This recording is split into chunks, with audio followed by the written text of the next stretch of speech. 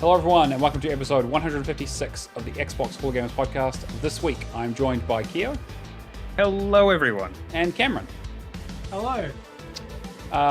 And I'm Matt, as usual. We're going to be talking about a little bit of news. It's pretty quiet this week, and we haven't been playing a huge amount of stuff, but we do have a question that we'll get to just in a second. But as always, we do this show live on Twitch, Xbox Hall of Gamers. You can come say hi, hang out in the chat. Stoopy's here, Sigma's here. We try to interact with the chat as much as we can, obviously, while we're recording, so feel free to ask questions and comment on stuff, and I'll bring them up where relevant. But yeah, let's get into our question for this week. So our good friend Isaac has asked the question, hey guys, how do you feel your gaming went last year, and do you have any goals for the gaming for this year? Thanks. Well, thank you for the question, Isaac.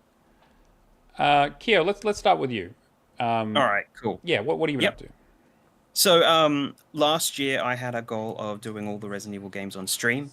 That I feel is like an ongoing goal. So it's just going to be something that continues through, because I'm actually probably going to do like other Capcom stuff, like Devil May Cry, Resident Evil adjacent stuff as well. How many of those games did you get through, by the way, so far? Well, I'm actually up to Resident Evil 2 Remake. Gotcha. Okay. So yeah. I did 0, 1, and then got to 2, and then derailed completely while I upskilled and did some health stuff and all that kind of stuff. So one of those things where it's just like, it's now a long goal. Mm-hmm. So, but it's like opportunities for the streaming stuff, and like they released last year, which was really good. The Good Old Games, they released the original trilogy on. Oh right, GOG. the PlayStation trilogy. Yeah. So it's actually the original vanilla version of the first Resident Evil 2. Mm-hmm. Like before it made it to the director's cut on PlayStation and all that kind of stuff that the Australians had access to. And now, over the last week, they've released Dino Crisis 1 and 2, which was born from Resident Evil, just like the Devil May Cry stuff. So there's lots of opportunities to dig into other stuff as well and kind of mix things up there. And I think like my setup's changed so much. I've got access to a computer. So like my gaming kind of derailed in terms of what I can actually do, but I think I'm in a stronger position to do more of an ongoing thing with it. So yeah. Nice. Cameron, what about you? I know you've had some goals in the past. Yeah, so having a look through like last year for me, I got 51 games completed and 84 games started last year. But I was looking back my previous year. So if I do 2024, it's 51 games completed. If I go back to 2023, it is 63 games completed. Mm-hmm. Going back to 2022, it is... Yeah, it's been really slow right now. 134 games completed. Right. So I'm doing less completions, 96 in 2021, and the last one, 99 in 2020. So I'm decreasing the number of games completed, but the games that I'm completing now seem to be like less small indie titles and more like significant games like Evil West, Lords of the Fallen, which I did with Stubby last year. I did Borderlands 3 with you guys. What was the other one? Did like Gotham Knights with Matt. So I'm adding more notable completions. And pretty much my big goal for this year is to get as many completions, like not entirely focusing on just backlog, but clearing as many completions as I want that are going to help with series completions, which is like a big thing for me. Pretty much like I want to get Fallout done. I want to get Splitgate 1 done before Splitgate 2. I want to get like Hellblade, I want to get quite a few games done. Yeah, nice.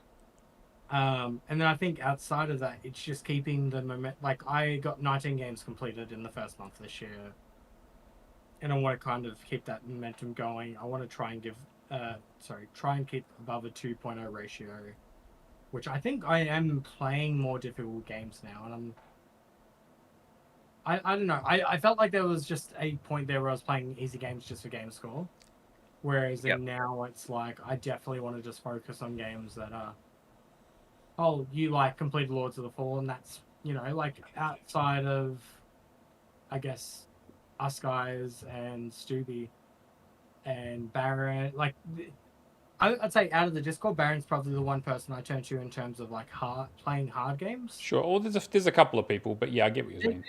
Like, but in terms of you watch a streamer that relates to you, right? Yeah. For achievements, I watch a achievement hunter that relates to me in terms of games that I like to play. Sure. Yeah, for sure. That piques my interest, and like maybe I should check that game out, kind of thing. I think Baron constantly with completions is that kind of person that I go, all right, that's interesting. How did you do that? Kind of.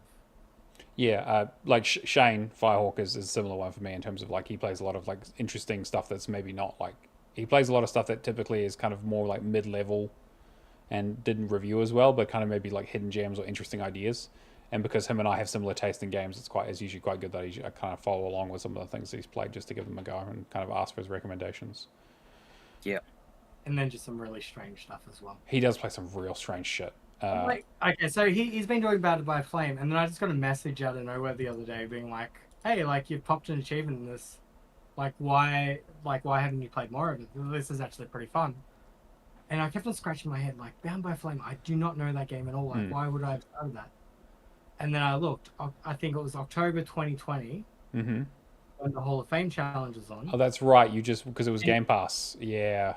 I don't think it was Game Pass, though. I think it might have been advertised at one point. Because I did everything that was listed in Game Pass. Yeah, right, of course. Everything that was delisted, and then any bit of marketing. Yeah, you fucking played everything. Yeah, started everything. Yeah. Because I'm like, I want to get this. I want to. Yeah, for sure. But yeah, that's pretty much my goals at the moment, and they're just anything that Adrian just tells me to play. It's true. He's got good taste, to be fair. Which Adrian, if you can, I know Adrian's watching right now. Can you hook me up with code for the golf club, like the very original golf club?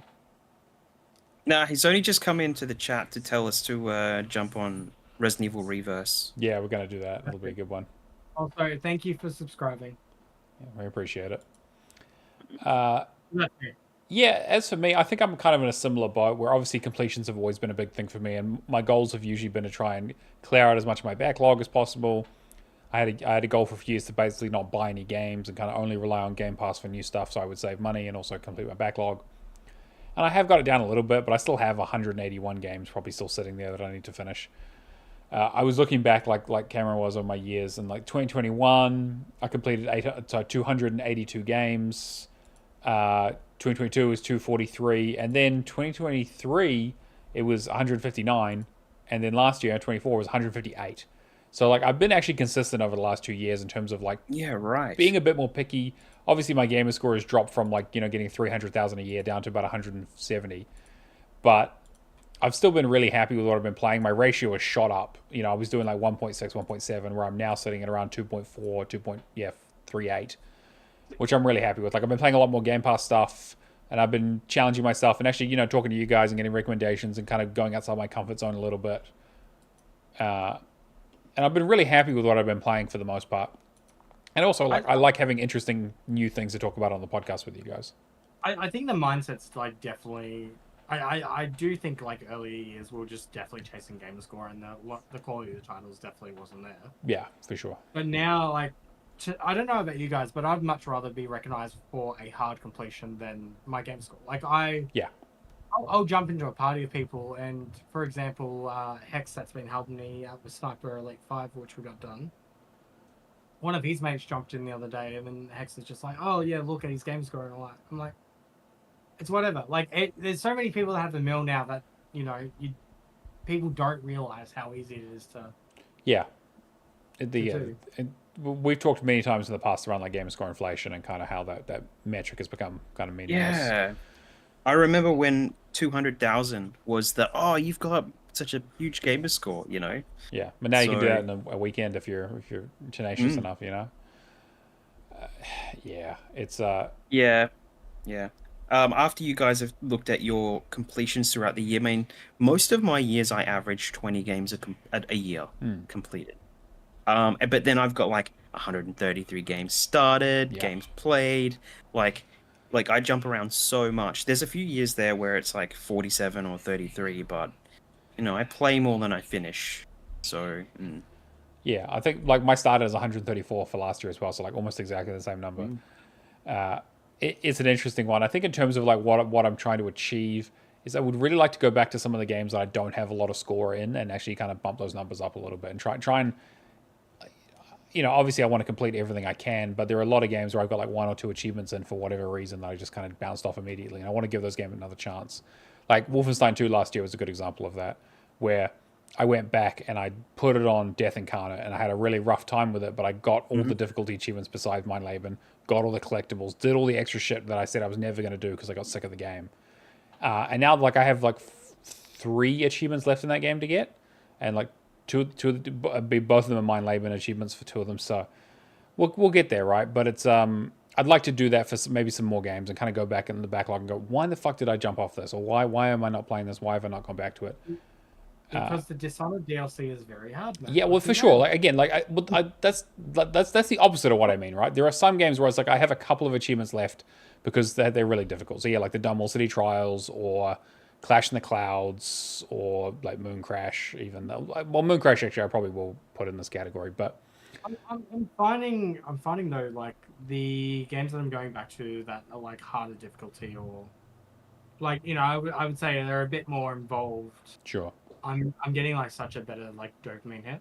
Oh yeah, so, for sure. Like, starting off this year, Kyo pushing me to get Destiny 1 done. To get Destiny 360 and then the 1 version done. Yeah. I've been riding that wave for like a good month now. And I'm only just starting to slow down now because Splitgate takes forever. Yeah, right. You wait. We both just picked up the Destiny 2 DLC that we were missing, so I'll be riding him through Destiny 2. So good sale this week, I should say. But I mean, as soon as I get my Splitgate completion, I got 25% more to go on that last one. Jesus, yeah. It's going up like 3% a day. That's disgusting. But yeah, I guess that hopefully that answers your question there, Isaac. What are your kind of gaming goals? I know you obviously don't get as much time to game as you'd like to, but I'd be curious to hear kind of what you're aiming for, and also the community if you want to get into that Discord channel and answer the question as well, and we can read out some responses next week. I mean, extending on to that too, I'd really like to know like personal goals as well. Yeah, for sure. Like I'm trying to lose weight before the wedding. I want to lose like 15, 20 kilos. Yeah, that's a good one. All right. News. Cameron, you found a few news stories for us. Do you want to fly through them? Yeah, so a lot of, I guess, I guess it depends on how much we want to talk about it. So, sure. Starting off, Xbox confirms it's bringing 2 of the best real-time strategy games of all time to the PlayStation 5 because they don't have strategy games over there. They're bringing StarCraft? I was going to say, does PlayStation have any strategy games? I don't think so. They'd have XCOM, so that's a very controller-friendly game, I think. They would have gotten a couple of the big ones, like, I don't know, did they get City Skylines, like the kind of sim stuff? Yeah, they must have got Civ. Probably. Anyway. Yeah, they got Civ, for sure. Yeah, so Microsoft or Xbox have announced plans to release Age of Mythology Retold and Age of Empires 2 Definitive Edition. PS5 players will be able to play them. PS5 players will be able to play Age of Mythology when the game is released on March 4th, followed by Age of Empires 2 Definitive Edition this spring. It's interesting that they're doing it the other way around. How do you mean? 2 launch first on, like the ports are the other way around. Well, I guess because Mythology is the most recent one, right? So they kind of want to capitalize on that. 2 launched first, so you get what I mean? Yeah, kind of. I guess so. Well, I guess like 2 came out. You think it would be 2 first and then Age of Mythology porting over, but I guess 2 came out on the Xbox first because Mythology hadn't been released on anything yet. Like Mythology came out on everything all at the same time, so I think it's just that they want to push Mythology because it's the latest release, which I think makes sense. Yeah, they get people hooked on that, then they can go back and get people delving into the plethora of Age 2 DLC. But also, who the fuck is going to play RTS on a console if they do for choice, right? It's such a. I mean, I get why they're doing it because I'm sure they might get a couple more sales or whatever, but I don't think this is definitely not going to be like Grounded or Hi-Fi Rush or Sea of Thieves, right? I don't think this is gonna do super I think good it's on more the charts. experimental than anything. Yeah, for sure. It's not listed here. I'm not 100% sure of it, but I think I saw something saying it was releasing when the new DLC released. Oh, that would make sense. Yeah. Which is the one best Chinese mythology. Yeah. So. Yeah, that looks really right. Good. Yeah. Yeah. So that's pretty much it for that news. I mean, Forza. I'm sure you would have talked about Forza Horizon 5 yes, coming last same week. sort of thing. Yeah, it's kind of this is what's happening. You know, we're it's not just hey, there's a red line. We're over the line now, and we're just kind of in the tundra. You never know what's going to happen now. I mean, I think we've talked enough. Like, yeah, Forza Horizon 5 for me is like very weird thinking about it on the PS5. I don't know. I mean, like I said before, though, it's just the car. Like, it's just how that licensing works. That's the well, I mean, I've been saying this that it really depends on whether or not this will become an active choice not to delist the game in the future. I get the feeling that they've probably worked out some They've agreements. got more of an obligation to keep things active, instead of shutting down the game or anything like that. So interesting they brought over Horizon and not Motorsport. Yeah, well, I mean, like, you've got Gran Turismo. That's true. That is true. It's arguably a better game. Yeah, Motorsport did not review super. Gran Turismo is a better game. Yeah. Mm-hmm. Yeah. Although apparently Gran Turismo didn't review super well either, so maybe they're just sim races are just not there for them.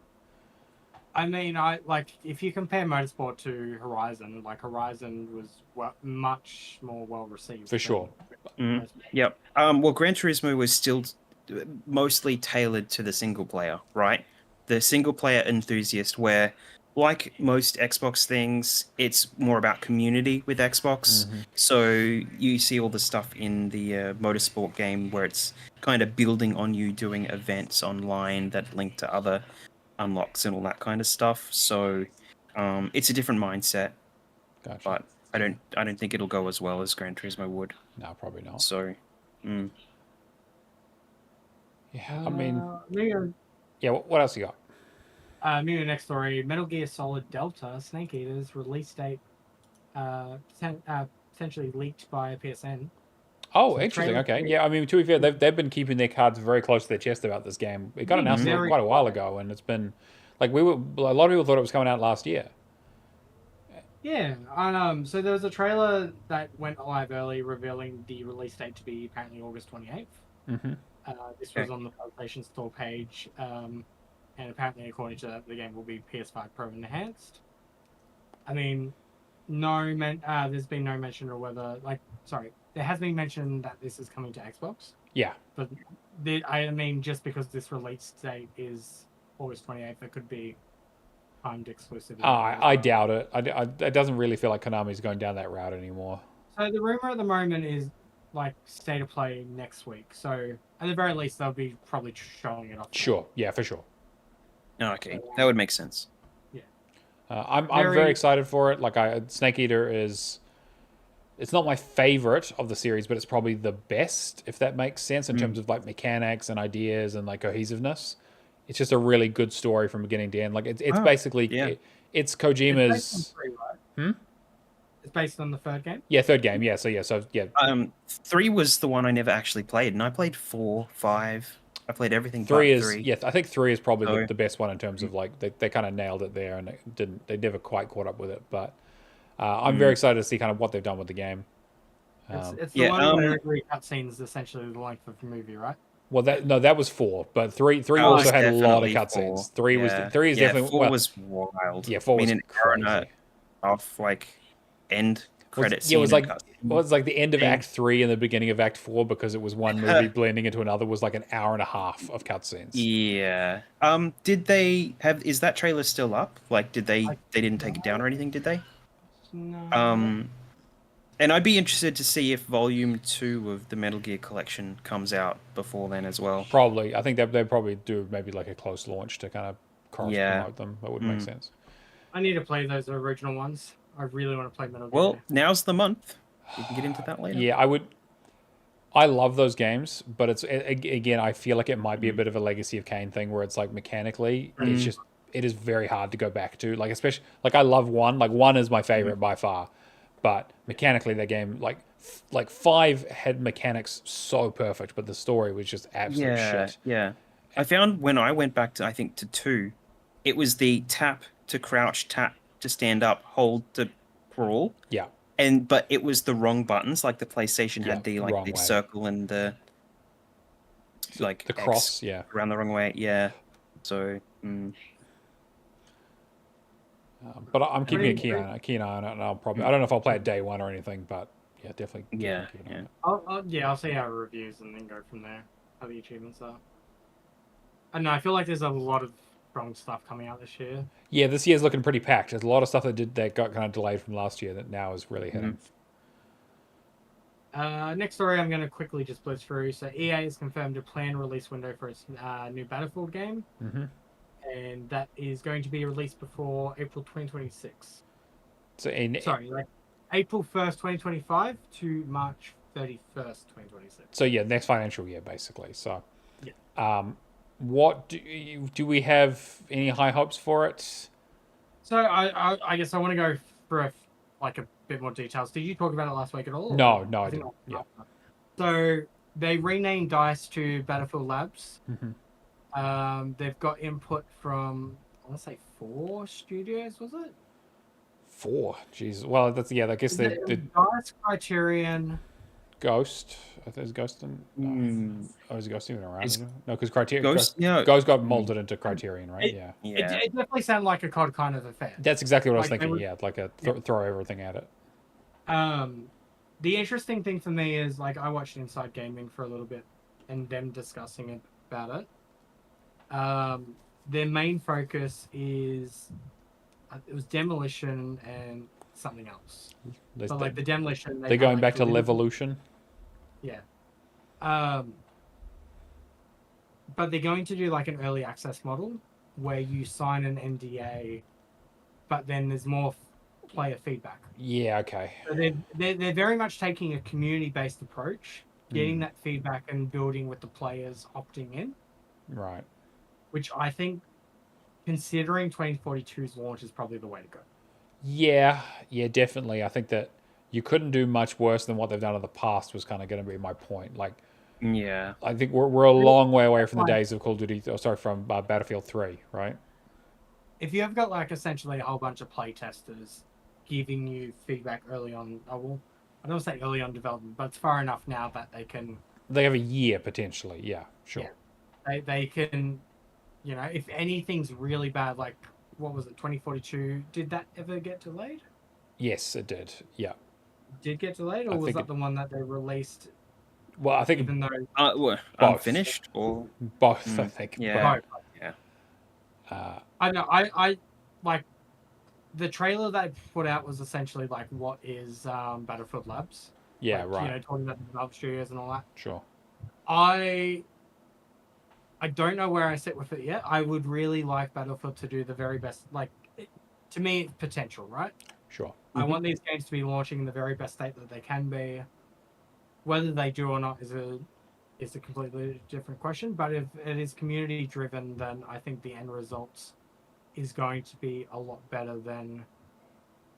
A bunch of people discussing stuff like shared world experiences and. Oh, okay. If we want to talk about the other EA stuff. Yeah, we could probably do that as well. I haven't put it in the news, but. Sure. What was it? Dragon Age, Inquisition selling. Valgard. So Dragon Age. Valgard. Selling, what was it, 50% of projected? Yeah, I think we talked a bit about it last week, but they basically engaged 1.5 million people or whatever it was, which is a tiny fucking number compared to how. Trial and which compared to Inquisition, which was their best-selling game in BioWare history.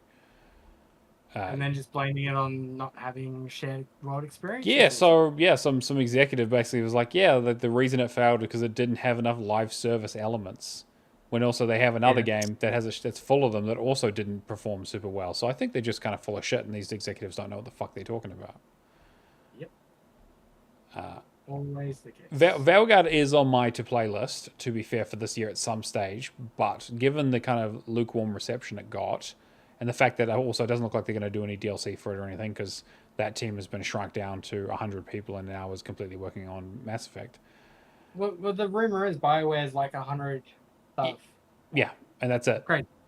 Yeah, they've just been kind of axed and moved on. And I said this last week, but I don't know if Mass Effect's even going to happen at this point. To be honest, I think that. I think it will happen, but I don't know. We discussed like earlier Dragon Age potentially closing the studio if it didn't perform. And like this is the definition of not performing. Even review wise, it did pretty well, but this really needed to be a smash hit, really. Yeah, well, these guys, DICE wasn't the only studio over the last year to reform. Like the Halo Studios changed name. It's essentially the same thing. I mean, like. BioWare isn't BioWare anymore, and we know that. So it's just like, do they rename it and do something that's not like? Do they just do the same thing, just rebrand it and become something different again? Yeah, I mean, like no one at BioWare is, is still there from the good old days. So yeah, it's a good point. Like, what does the name mean at this point? Yeah, it's unfortunate. But yeah, I am going to play Velgat at some stage because I do love the Dragon Age series and I kind of want to see for myself. Alison will make a good guinea pig. Yeah, Alison, I'm sure will enjoy it and we'll have some opinions. So we'll report back and see how it compares up with Baldur's Gate 3. Not favorably is my guess. Yeah. But I guess just to kind of finish it up, I think that they have a lot to prove with Battlefield. Like EA have a lot of making up to do. Like I said, it's been a long time since they've had like a really, really good Battlefield. Like that's probably like Battlefield 3 and 4. Like 1 was okay, Hardline was bad, 5 was not great, and then obviously I think 4 was definitely the best. Hardline was basically like 4.5. Yeah, the story was apparently pretty good though, but I never played it.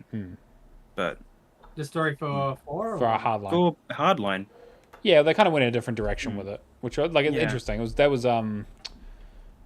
Volition? No, not Volition. The Dead Space guys. What was it? Visceral. No, Visceral. Visceral. Yeah, Visceral. Yeah, Visceral games. Yeah, there you go. Yeah. But yeah, I think that they've got a lot to prove, and like I'm not like a big multiplayer guy in general, but I am interested in Battlefield. It's been a long time since I properly played one, but I'll keep an open mind. But 2042 was just not it. Thing is, like after the fact, I did play most of 2042. I need to go back and clean up, but there's one game mode that is completely dead. Yeah. I didn't like. I enjoy my time with it. Sure. But this was like, what, 2 years after launch, so. Yeah, they put a lot of work into it too to try and get it into a good state. Yeah. Did they ever fix the hover boats going up walls thing? I don't know. It used to be the hovercrafts yes. used to scale the buildings. That's right, yeah. Wait, you've never seen a hovercraft go up a building? I've never seen a hovercraft Spider-Man up a building, I have to say. I don't know if that's how gravity works. Yeah, probably not. You want to talk about Capcom? Yeah, let's talk about Capcom. It's one of my favorite companies. What are they doing? So you would probably know a lot more than Onimusha than I do. A little bit, maybe. Because I don't know anything. Sure. So Onimusha is another one of those games spun off of Resident Evil. It was supposed to be asking our resident Capcom. Yeah. Yeah. So in like it was supposed to be Resident Evil, and then it became something else. It was just like Devil May Cry. It just became its own thing because it was too different than the main Resident Evil games, essentially. Sure. I've actually never played the Onimusha stuff, and like at the moment they're doing a spotlight sale. Like you can get it really, really cheap if you want the one that's on Xbox. The Warlords one, yeah.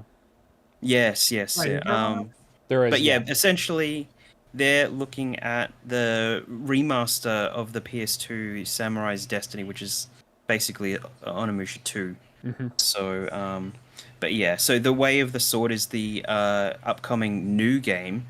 But they're looking to generate as much interest as they can by getting people interested in the old stuff as well. So, which is really good. Yeah, doing a remaster sounds like a really smart idea at this point. Yeah. Onimusha's been a kind of dormant series for a long time Yeah, now. yeah. While Resident Evil was mostly on the GameCube at the time, the stuff that really paved the way for the PS2 was Devil May Cry and Onimusha for Capcom stuff. So, yeah. And yeah, haven't really done things since. Said something about like they're putting this out in the sheds to tide us over until the new one comes out, because that one's a little while away. Because I don't even think they had a date on that trailer, right? So they said 2026. I'm pretty sure. Gotcha. Yeah. Okay. Which that's totally. At least fine. that's a good slide. Yeah. Yeah. Whatever.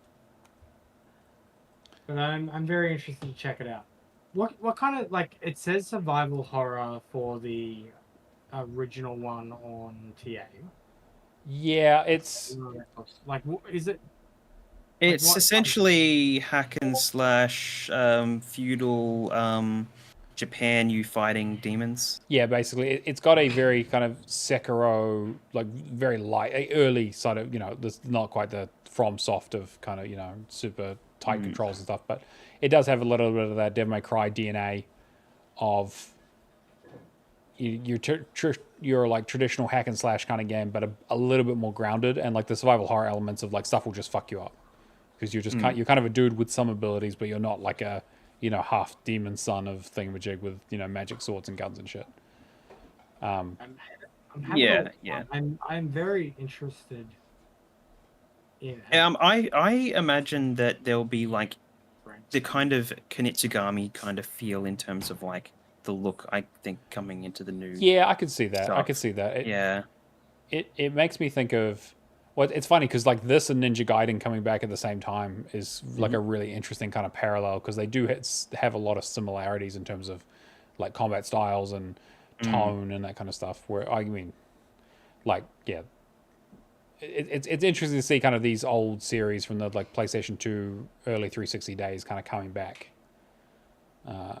And I'm all for it. That's great. Capcom has a huge library of like series that they just haven't really done much with in a long time.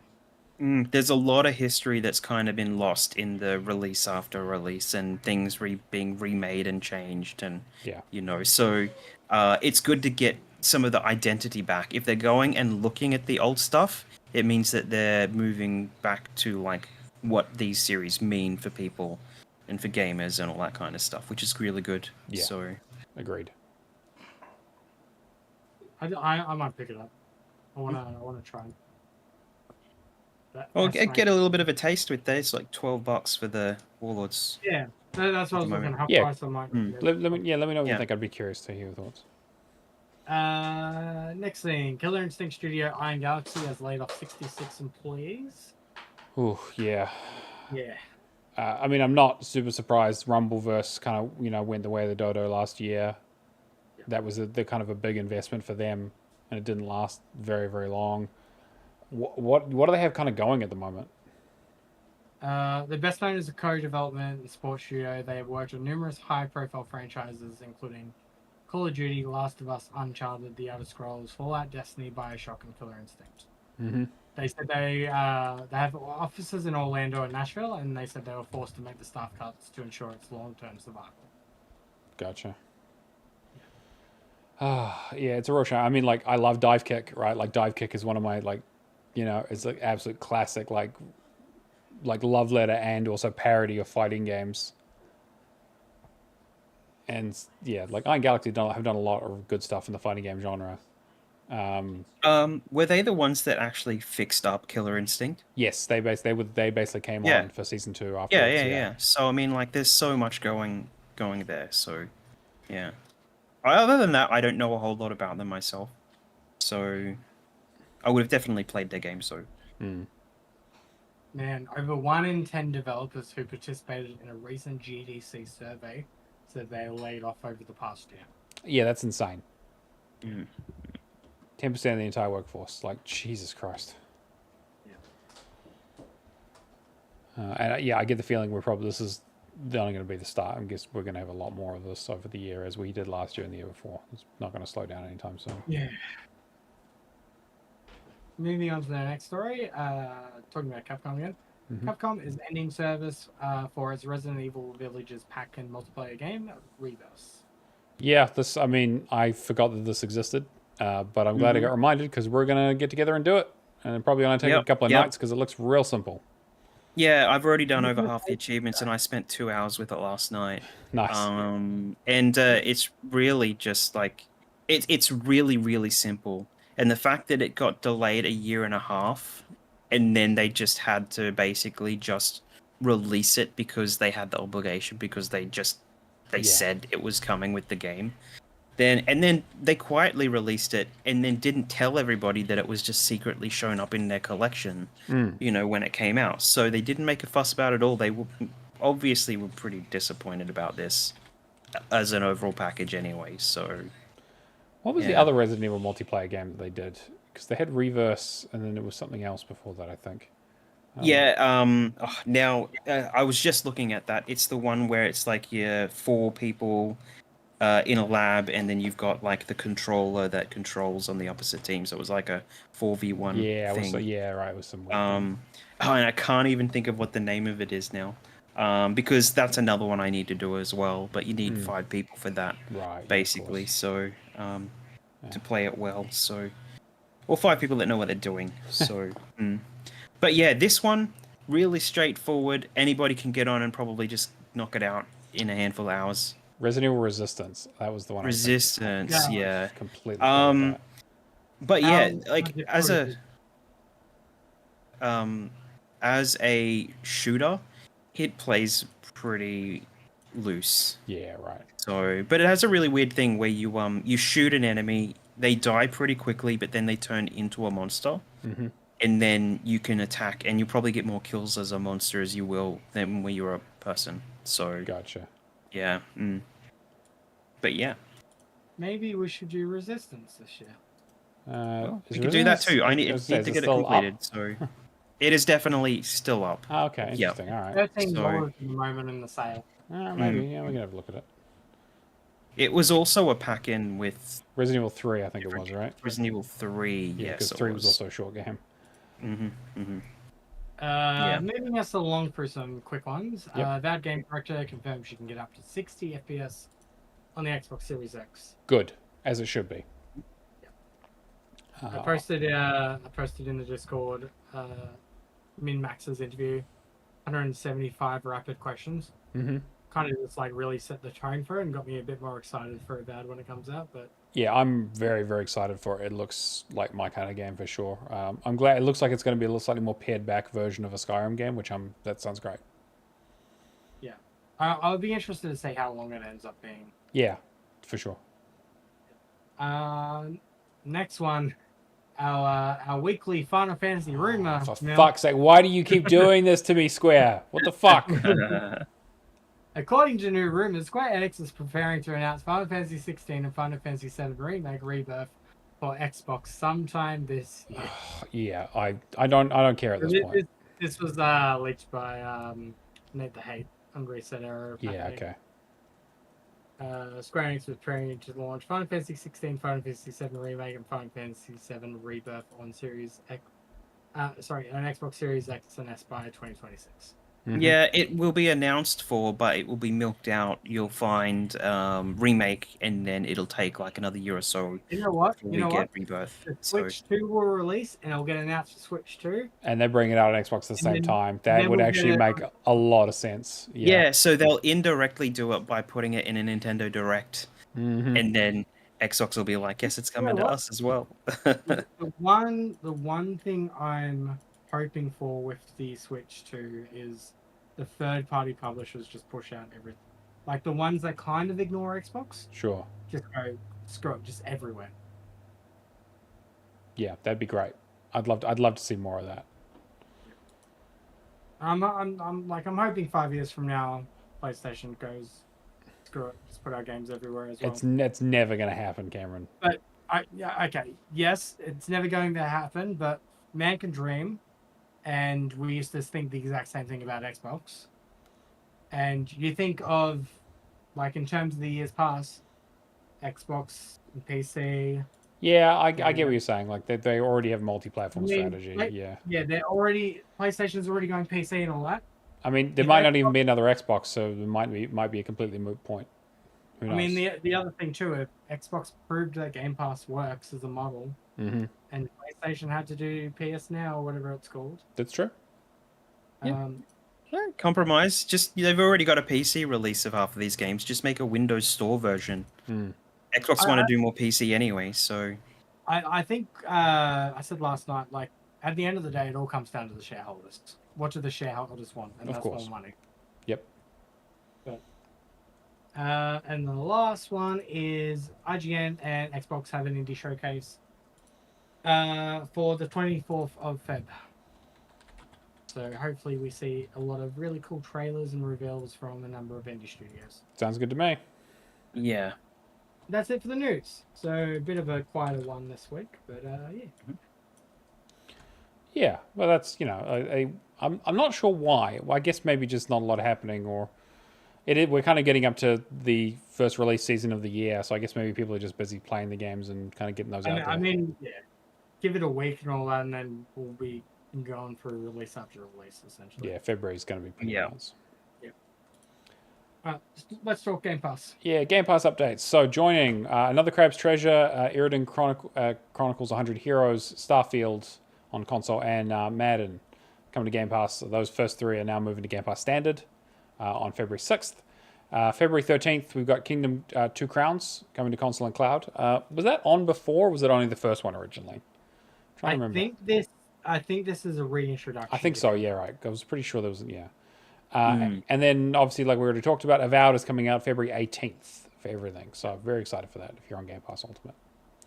And then leaving on the 15th, you've got a little to the left, Bloodstained, Ritual of the Night, both the console and PC versions. EA Sports, UFC 3, Indivisible, Merge and Blade, Return to Grace, and Tales of Arise, all three versions. If I was going to recommend anything, I would say Return to Grace is a nice, easy one. A little to the left is pretty good, but you're going to have to, the daily stuff, you're going to have to cheese a little bit with a PC. I'll talk about Bloodstained in just a minute. Also, with I was going to say, if you're going to cheese the one with the PC by doing the date manipulation and all that, pace yourself. Do a little bit at a time. If you get too greedy, you'll end up closing, it will check it. Yeah. After, I think, what was it, half an hour? Yeah, 20 minutes, half an hour, I want to say. And then you'll lose progress. I did about 10 So you want to do a little bit at a time, and then just slowly build your percentage up. Patreon, Cameron, Cameron, you want to read through those? Yeah. So Patreon shoutouts, we have Lee Howard. Actually, I want to point out Lee. I'll point out Lee in a second. Mikhail KV, Natalator, Mad Lefty 2097, Admiral Awesome, Happy Moogles, Kung Fu Skills, Hack and Pone, Cavallero 7, Old Mate Clown, Mace Edge, Left the Legacy, and McNulty. We appreciate the support, and we can do the show without you. So yes, what do you want to say to Lee? So I'm just gonna quickly transition into games that we've been playing. Sure. Because I don't have anything really new to say this week. Cool. Other than I am challenging you. Sorry, I'll give a quick shout out. Xbox Cast is doing Friendly Freb, I believe. Yes, they are. And I'm giving Mr. Lee Howard a friendly. Get your grid completion. You've got one achievement left. I want to see if I can beat the game, which is 68 hours, before you complete that 1 million drift score challenge. Oh my god, okay. So I'm testing whether he's going to listen to it first. True, yeah. And whether if I can just poke him and be like, hey, get this done. Because, man, there is a lot of repetitive stuff in Grid Legends, but I want to get it off the tank. For sure. Okay. Smashing through the other stuff really quickly. Working through Splitgate at the moment. I am up to 75% of my 1,047 matches won. Tiny Tina, collectively, we've finished the story now. Yeah, we've done the DLC as well. We basically just we'll be done with it tonight. Maybe. Is there anything we want to say? Not really, other than that, like I think that having played through all of the game, I kind of was expecting a little bit more to it. And like gunplay is okay, magic is okay. Like there's some interesting twists, and like I like the leveling system a lot. Actually, like that's one of the things I'm like the skill stuff is a lot more interesting because it's more stat stuff, and like there's a little bit more like interesting build craft around like multi-classing, and like there's some interesting D&D influence there. But the combat itself and like the arenas you end up in, the fact that you kind of just get put in an arena and fight off some enemies and then move on to another arena, it gets real old real quick. It's not as bad as the first game's DLC. Yeah, for sure. But it does feel like that level of repetitive and all, and I don't like. You think Borderlands 2, you go through that game feeling like you're OP For the most part, yeah. Whereas in this, everything just feels like it's just taking a little The level bit too scaling long. is a bit rough. Yeah. Yeah, I don't really have anything to say. Yeah, Sorry. it kind of makes me question like how this game did as well as it. Like, I'm not. I mean, it was a COVID game, and I think that like people really enjoyed the D&D expansion, the Dungeon Keeps expansion. So it made a lot of sense, and people were just kind of like, "Oh, cool! This looks like an interesting new direction for Borderlands." And the trailers were really good when they came out, and I think it has a strong opening. Like I think like the first part of the game, where you're basically going from the beginning up to like Brighthoof, and you kind of see the big twist at the beginning of the game, and it's like kind of interesting. And then you get to like the C part, and then after that, I think it kind of falls off. Like I feel like it's got a strong, maybe third half of the game, but doesn't really add a lot to it. I will say the one strong thing I really like is the voice acting. Yeah, voice acting is good. Yeah, voice acting is really good. There. At the start, well, us making BoJack Horseman The entire time, yeah, because Will Arnett does a great job, yeah. And obviously, Ashley Birch is working overtime in this one. Yeah, definitely. I'm actually, speaking of Ashley Birch, it's funny because it's like another one of those shows now that I'm finding like frequently I'm playing games that have voice actors. Voice actors in them because she's in Mystic Quest, right? So she's in Mythic Quest, and then she's also doing the writing for Side Quest, which is their upcoming like side Mythic Quest. Oh, okay, right, interesting. And just personality like Tina and that just the exaggerated voice, yeah. She'll really get you. If you want to see early Ashley Birch stuff, you guys should check out Hey Ash, What You Playing? Some really like early, or like so late 2000s internet kind of humor stuff done in some really interesting kind of ways. Back before the pivot to video happened, basically. Yeah. And then the only other game, I finished off Sniper Elite 5, and then I went straight into Sniper Elite Resistance with Corey. Done the first 3 missions on authentic difficulty. Pretty much more of the same. Gotcha. It's just one of those games that it knows what it wants to be. It's actually, you know what? It's like Dead Island 2. It's like Dead Island 1 to Dead Island 3. It knows exactly what it wants to be. It's fun. The game, the core gameplay loop is the most important thing, and story and all that is just there. Throwaway. Yeah, got it. That's me done. Easy. Yeah. I don't have a huge amount either. I've been kind of jumping around trying to play a little bit of different. I've played more of Final Fantasy, and I got to the end of X2, got 99%. Had to do a little bit of I had to do a little bit of a trick to get 100% with New Game Plus, but it worked out. And then I had to start playing this tower mode, which is you have to climb 80 floors of a tower, and it's a roguelike, like a pure roguelite in terms of like it's a grid. You move one turn at a time. Enemies move. You have to fight them. You get items. Everything's randomized, and you got to climb the tower. You get to save every 5 floors. And I got to like floor 15. Got up to like floor 18, and I kept getting hit by enemies who would confuse me. And when I got confusion, I would just start throwing away my items or running into traps and stuff. And it happened 3 times in a row. So I just deleted the entire game. Fuck that. I'm not playing that. That's gone back in the backlog for a good long while now. But I did get to the end of X2 at least, so I do feel very good about that. But it's gonna be funny when we reference this episode like in 2 years' time when you decide to go back to the game. Yes, exactly. And then actually, we should just add a note to this episode saying confused. Yes, very confused. Yeah. In 2 years' time. I don't know if there's been any really good guides for that either. There are. I mean, it's random, right? So there's only so much that can help you with. Yeah, exactly. And there's, I think, some stuff on Game Facts, and it's like you can get this and get this and get this, but and there's always a but with that thing. I played it on the Vita, and I didn't get very far through it either. So, yeah. I also started the new one of the Game Pass editions, Shady Part of Me, which is kind of like a 3D platformer where you switch between a girl and a shadow, and you kind of like the girl can't go in the light, and then the shadow is basically using the projected lights to be able to do platforming stuff. So it kind of has a bit of a contrast feel to it. Yeah, it kind of looks like Little Nightmares meets Contrast. I think is kind of the idea. What was that other light-based puzzle game that It was Games of Gold. Oh, like, it was one of the last Games of Gold. Yeah, I definitely played it, but I can't remember what it is. Yeah. Like, it's very much like a 1 to 2 hour completion. Yeah, well, Contrast was kind of that way, right? Yeah. Yeah, Contrast, I think, was 4. Yeah, pretty short.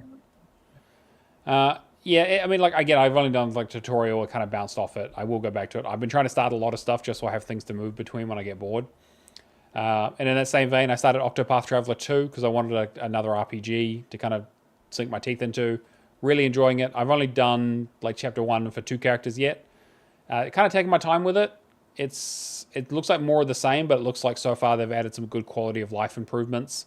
They've got a fun mechanic where you can change the time of day between day and night anytime you like. And at nighttime, you get like stronger enemies. So if it's like, hey, it's time to grind and I want to fight some strong enemies and get some abilities and stuff, put it on nighttime. If it's like, hey, I want to do this mission and just kind of get through this area, I just put it on daytime and kind of breeze through it. It's nice to kind of give you those controls. Bloodstained, which is leaving Game Pass, doing the PC version of it. It was a bitch to get it running on my PC because the DLC was causing all kinds of issues. Finished the base game of it. Fucking great. It is still one of the best Metroidvanias ever made. It's made by the guy who did Symphony of the Night, someone who understands that genre and those games so well. It does everything right. You get a huge plethora of abilities. You get abilities by killing enemies, and those abilities level up. You can level them up yourself in one way, and then there's also a second level up system by collecting more of the abilities from enemies. So if you just farm enemies, you can get it to like grade 9 and then rank it up to rank 9, and they have different things. You get abilities that break the game, that open up new levels and areas, new ways to do combat, and you can do kind of build crafting with different spells and abilities, and it's fucking great. It's so much fun. Story is kind of, it's fine. It's interesting, but it's not amazing. They really need to make like a sequel. They need it needs a proper sequel to this fucking game. The DLC is trash. I fucking hate the DLC and it's terrible. I've talked about this before, but the DLC is basically a big reference to Castlevania 3. So you walk really slowly, and it's just like you don't have the same mobility. I'm nearly done with that too. I'm basically doing the endings at this point. I'll probably be done with it this weekend, but yeah. Sorry, brain fart. This is Ritual of the Night, right? Ritual of the Night, yes. Yeah. There's 3 of them in the series. Which one is the best one? Ritual of the Night is definitely the best one to play. The Curse of the Moon games are kind of references. They're like demakes. They're like older style versions of them. Still really, really fun. Yeah, but Ritual of the Night is the game. So I would highly, highly recommend everyone play this game if you have any interest in the Metroidvania series whatsoever. I also started Arcana, Bridge of Spirits, which I picked up on sale a few weeks back. It was like 50% off. This is one of those ones that was on PlayStation exclusively for a long time, and I was really sad that I didn't get a chance to play it, and then it kind of got like shadow dropped on Xbox. I put like maybe 2 hours into it. It's got a very Dark Souls style combat system, but it's quite like the real thing there is the visual style. It looks like a Pixar DreamWorks kind of like movie. It's absolutely fucking beautiful. Voice work is really good, very, very cinematic, very like colorful and interesting. And like the whole thing is that you control rot, which are these little like Pikmin things. The rot has been personified as like kind of a thing that, as opposed to being like a bad thing, is something that is like necessary for life. And so you're a spirit medium who basically goes and tries to help spirits to move on. And so like the whole cycle of like death and rebirth and kind of, and the idea that if things don't rot and die, then like that's actually bad because that basically is like goes against nature. So it's really interesting. You can play it on story mode to start with, but I've heard that it gets really difficult towards the end of the game. Like it actually gets like properly challenging with the combat, especially on master difficulty. So that's one I kind of dipped my toes into. It hasn't quite like grabbed me as like, oh, I need to play more of this, but it's like a fun little thing. You don't really need a guide for it for the most part. It does have some Metroidvania stuff, so like when you learn all the abilities, you want to go back and get all the collectibles and everything, but most stuff isn't really missable outside of some of the combat stuff because the enemies don't respawn. But yeah, and then I started this on a whim the other night. Blasphemous. Oh, nice. Yeah. I thought you were starting. This game's fucking excellent. It is good. So fucking good. I mean, I've heard really good things. I know people were very excited for the second one. I bought that one as well when it was on sale. I bought the double pack. This game is fucking great. Like, I was looking for another Metroidvania. I'd had Blasphemous sitting there, and I was like, I bought this. I'm trying to make an effort, and this is like, again, ties back into my goals for the year. There is a way to sort on Xbox your library from when you acquired the games, and so I'm trying to basically be like, okay, here's the top row. I'm going to grab things out of the top row, and then move down to the next row and grab a few things, and basically start picking away at things. So when I buy things, they don't just end up in the backlog for 5 years, and then I completely forget about them. I'm trying to make an effort. So like, if I buy a game, I play it. And so this is one of those where I'm like, I'm just going to dive in. I'm going to give it a go. And I'm having a great fucking time. This game is so, so good. It is described as like a Metroidvania meets Dark Souls. But it's like, it's almost more like, in terms of its iconography and kind of its visual style, it's very gothic, very, like Dark Souls for sure, but also like a lot of like Lords of the Fallen. There's a lot of religious stuff. I mean, the game's called Blasphemous, right? Like, it's all religious stuff. There's like penitent, you're the penitent man. There's like cardinals and all kinds of fucked up like religious ceremonies and people like flailing themselves, and it's crazy. And I don't really know what the fuck is going on, but I know it's badass.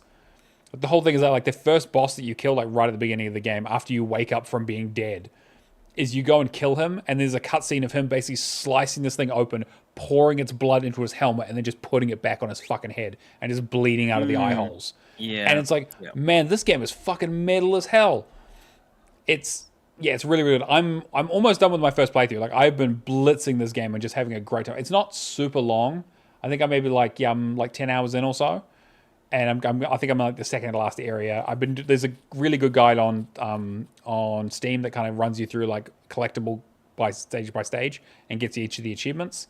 There is a speedrun achievement, and then there is one achievement, a speedrun for half the game. So you got to beat the first like 3 or 4 bosses in under 3 hours, which you can do in New Game Plus. So it's actually not that difficult. And then there's one for not using a healing flask in any of the boss fights, which I tell you is fucking rough. It's an interesting challenge though. I've managed to do it so far, but I know the bosses are getting really, really tough towards the end. So, but I'm having a great time with it.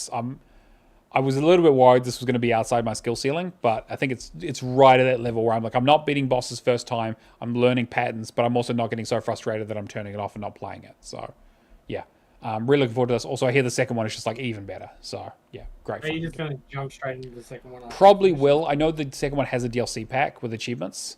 So I'll have to pick that up at some stage. But yeah, I probably will just jump straight to the second one because I did buy it for the same reason. That's me. I did say I wasn't playing a lot, but I played a lot of games, but just not a lot of them. Yeah. Going into the stuff that I played, I am once again on the train of just going and completing multiplayer and co-op in kind of older games and stuff like that. So a few that I kind of picked up just to do is I kind of reintroduced myself to Halo Wars, like grinding method just to get that last general achievement. So I've done like a match or so in that just to kind of work that out because it's like 20 hours of your life of the same stuff. The matches have to go for X amount of time. Mm-hmm. So that'll be really good. I tried to do Vigilant 8 because I wanted to help somebody with the multiplayer. Oh, right. But I can't, for the life of me, get it to unlock out of trial mode, even though I own the game. Yeah, I've had that issue. It's a problem. I'm trying to fix it. It might be because the Xbox that I normally play the game on it's dead now. So we'll see what happens with that. Maybe a license transfer will work to the new Xbox I'm getting. So that game's out because I was going to actually do the game for the month as well. Dipped my toes back into DuckTales Remastered because I'd done kind of the intro of that in the past but hadn't really played the game a lot. The game's fucking hard. Yeah, I played it so much when I was younger, the original version. I've still got my Game Boy version. I played it on the Nintendo. So it is a interestingly different version how they've upscaled all the what they've done with the graphics. Really, really nice though. It's nice to look at for the art style. There was like a Baja Edge of Controller 360 version still completable. The Xbox One version has basically always had a few broken achievements that just don't work. Right. But the only online achievement is basically just sit in a multiplayer match for 5 hours. Right. So Yeah, you just load up a multiplayer match, private match by yourself, sit there for 5 hours. I just did something else while I was doing it, and which was actually Resident Evil 2. I decided to do. I really wanted to do like a campaign in something this week, so I reloaded up Resident Evil 2 and did the Leon hardcore A side essentially. So like his first playthrough of the game on hardcore, and hardcore wasn't really that bad, but it's one of those things when you get back into Resident Evil, you kind of burn through all your ammo really quickly, and you're like, "What the fuck am I gonna do now?" Yeah.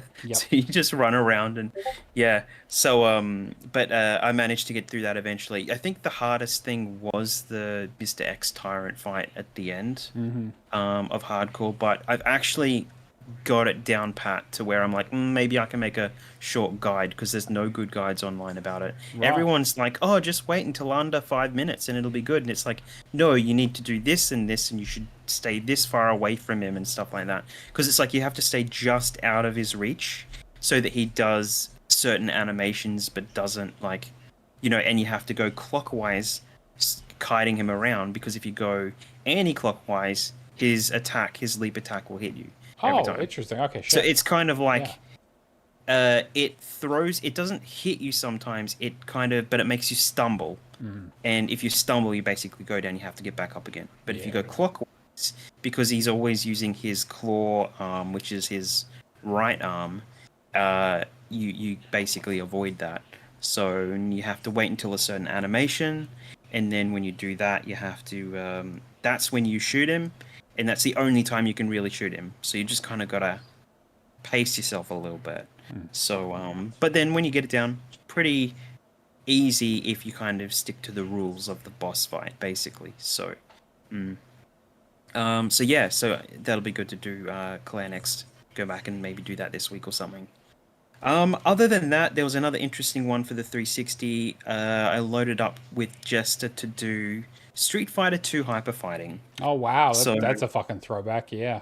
This game has been kind of broken, kind of not broken, as in every single person I've ever tried to match up with, I've never been able to connect with them. Doesn't matter how close or far away they are. Doesn't matter if it's to my own extra console in the house. It did not connect to anybody, but I tried to connect to Jester. It wouldn't connect. And then he connected to his other console, easy as. And then I'm like, right, we'll try this out. His other console connected to me just fine. And this is like another profile, right? Yeah, right. So basically, he had to go and do the double boxing himself. But his extra profile was the only one that could connect to me. Yeah. So finally, I got my. It's like get 30 wins and 50 matches. So him doing it on his alternate account, basically smash it out, meant that he wasn't getting any progress while he was helping me, but we're helping each other with a bunch of stuff. So that's great. And other than that, finished off the Dark Sector multiplayer as well. So that was a bit of a grind because it's like 2,000 points, and it's basically a kill as a point, essentially. So it wasn't really that great. And yesterday, a community member posted in the Discord, in the Boosts channel, that he was looking for somebody to do Dirt 3 on the 360 as well. So okay. I'd already grinded out the get to level 35, which was for X amount of fans that you need to do the game. But I hadn't done all the 2 to 4 player random stuff. So, Stubby's friend, Ickle thanks. I now might have a best friend for doing more games for Windows Live games, because he's got a bunch that he didn't finish. Wow, so, okay. Like not doing co-op in Gears 1 and stuff like that on PC. So might have a new best friend. Sorry, Stubby. But other than that, really, really good. That was a very solid, I guess, co-op 2 weeks, you could say, with that. So it was really good. So, that's about it. That's it for me, really. So, yeah, so lots of little stuff we've been kind of busy with. Exactly. Yeah. We've also got our monthly theme, as Keo kind of mentioned, the bimestral burden, where we come up with something every 2 months to kind of get you into your gaming and get people around to play a lot of the similar stuff. So for February and January, we're doing Back in My Day, which is finishing up your remakes and remasters and retro games that came out before the Xbox, before achievements, and now have been either brought forward or ported or had achievements added to them. So get your retro achievements in, do your Final Fantasy Pixel remasters, all that kind of stuff. Now's the time. Yes. Want to hear about it in the Discord. Speaking of the Discord, we also have the Word Challenge, which is a competition where I come up with a game, and you have to guess what the game is on our Word Challenge channel on our Discord. Each week I give away a clue, and if you win $10 if you want it. If you don't, whatever. It's more about the glory than anything. But been some really good guesses recently. So the clues we've had is that it's multiple playable characters. This game was released before 2005. It's from a series that started in the 1980s, and it has this new clue is that it has a movie or TV adaptation.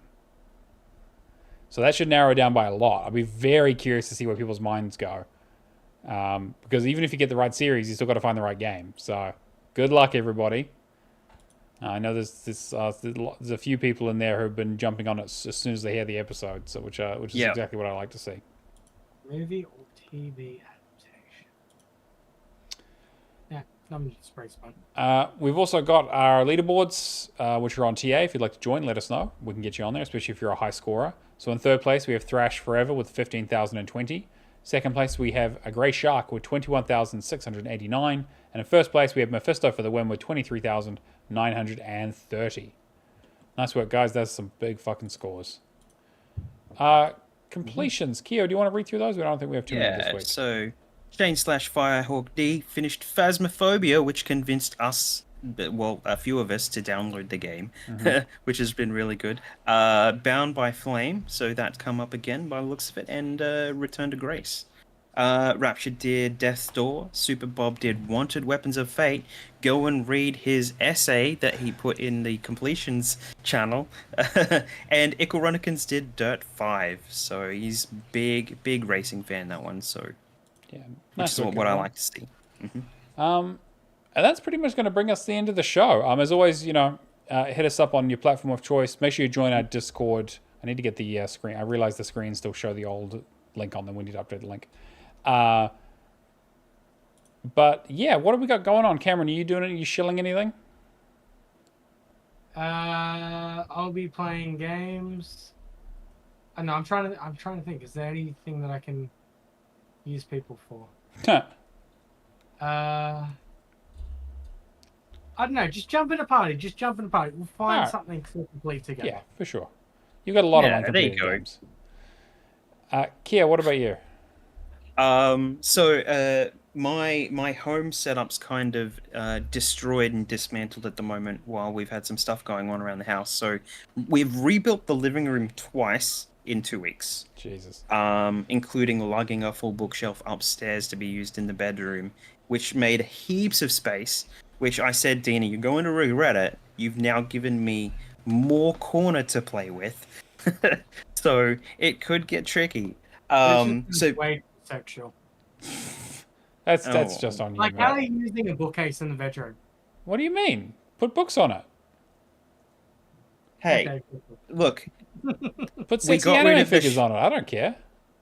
Yeah, we got rid of the shelf that stored my underpants, right? Yeah, there you go. Exactly, right? Yeah, that's the important part. So now I need a new place.